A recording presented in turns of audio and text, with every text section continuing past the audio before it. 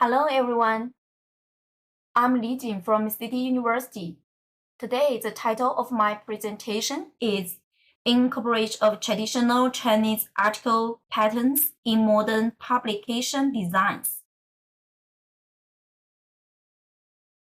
Chinese art styles are different from those of the cognitive revolution.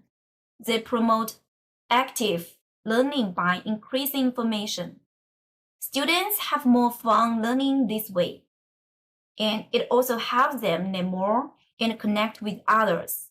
Modern book design comes first in China because it solves design problems, saves the cultural past, and makes it easier for traditional artists to do their jobs. In a learning setting, modern design patterns also help with mental health, safety, and making friends. This keeps cultural past and artists safe. In Chinese schools, there are no health pattern teachers, and it's hard for traditional makers to get these patterns. This hurts the cultural heritage system. Not having enough of this makes artists less driven and less good at what they do, which hurts attempts to protect cultural artifacts and create jobs. It's important to give cultural history new uses so that it can help people learn and be more useful. It's good for the cultural legacy system when both new and old book designers can find good jobs by using current book design guidelines. This research book looks at how Chinese art styles have changed the way books are made today. In the future, the goal is to help both new creators and old-fashioned makers. It can use constructivism to help makers find the right models by talking about how new book designs can help fix issues in the system for cultural assets. This study makes artists more driven and gives them better chances to grow in the future. Taking care of cultural property is also easier, and the planning problems are less likely to happen. This means that cultural traditions start and get better in schools. This is good for business because it leads to more understanding and better cultural security. In this way, this study helps to make traditional property, ways, and school culture better. Drawing and painting in Chinese is a fun way to learn that helps people understand what they are studying.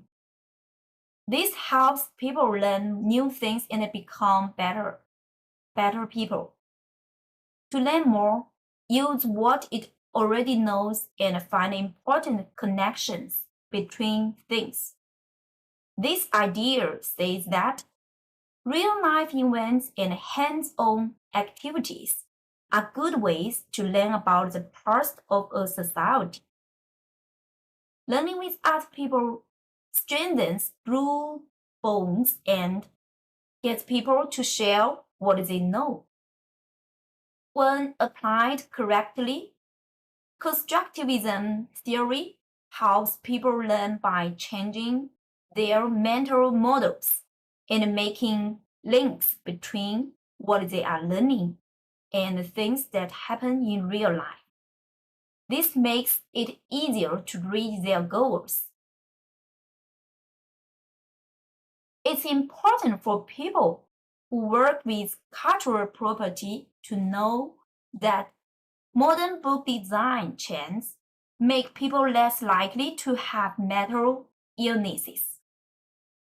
It is very important to have teachers who have mental health issues and want to make things more professional. They need to plan how to learn better and how to handle problems in a planned way. On the other hand, says that university leaders should change the way they hire people to help the world economy and make talent management better. Chinese schools for modern book design have smart teachers who can motivate artists by thinking they know what they are doing and using constructivist methods. For craftsmen's jobs to grow, it's important to pay attention to how people learn and pick teachers who are prepared.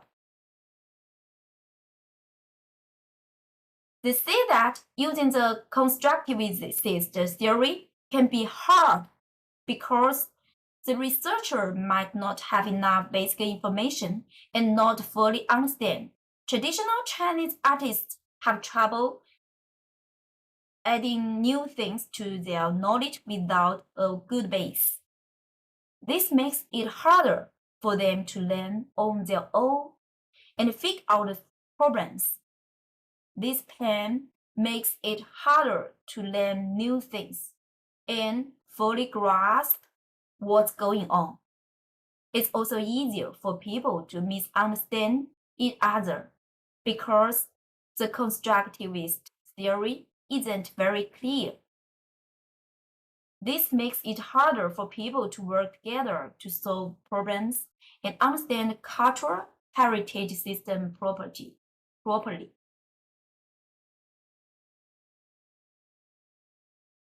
It's more fun to learn with other people now. Lessons that are hands-on and get students to talk and learn more work well for people who make traditional things. Teenagers need a teach to help them learn new things and keep track of their work. To get better grades, it's also important to have plans. By going to class, people can learn more about Chinese artistic design theory and use it in modern book design styles. When people use technology and training to help them learn, they can get things done and reach their goals. The research follows the path of primary and quantitative methods. Both use questionnaires to find out how people feel about the importance of old Chinese culture and how it fits in with modern life. Picked 5 Chinese publishers to talk about the ways to use traditional knots in modern printing and keep them alive. They know a lot about the way to bind books and how to give cultural meaning to words. Their knowledge helps to understand the cultural meaning of memory knots and makes sure that books are written in a way that is sensitive to different cultures.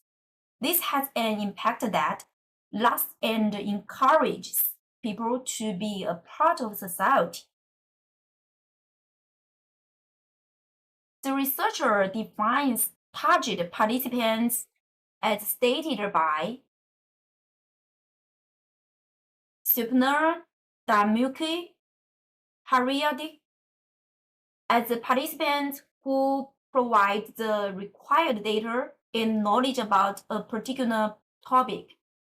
In a case study on how to weave modern lifestyle practices into traditional publishing channels, 200 people of Chinese nationality who are 20 to 60 years of age will be considered.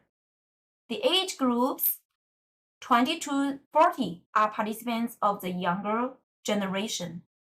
Getting them to try the knot making will give us an assessment of their awareness of the cultural significance of the Chinese knot. On the contrary, those aged 50 to 60 give insight into how they consider proliferating such knot-tying skills among younger age groups. This age-based approach is designed to provide total insight into diverse points of view of all age groups. People between the ages of 30 and 40 made up 9% of those who answered the poll. People between the ages of 20 and 30 made up 29%. A little over half of the people who answered were men, 56%. 41% were women, and a few didn't say either. There were 97% Chinese people who took part. They had a high school diploma, a diploma from another school, or both. A few were working on or finishing their PhDs. Not even 8% have an advanced degrees. 61% made between $100 and $10,000 a year. 33% made between $10,000 and $20,000 a year, and only 6% made more than $20,000 a month. 83% of them knew what Chinese bookbinding was, which shows that most of the people who took part were businesses. That leaves 17% of people who were taking the practice test. A lot of people thought that traditional Chinese knots could keep bad luck away. 20% were not sure. There were some very interesting results from the test study that looked at how to use traditional Chinese knots in modern book design. It was mostly people between the age of 30 and 40 who took part. They knew a lot about Chinese bookbinding. One interesting thing about them was that most of them believed in the cultural idea that traditional knots could keep bad luck away. Based on these early findings, the researcher may have found a way to use old-fashioned knots in current printing. The researcher needs to do more research to fully understand how this combination changes the way design and cultural security work now. Thank you.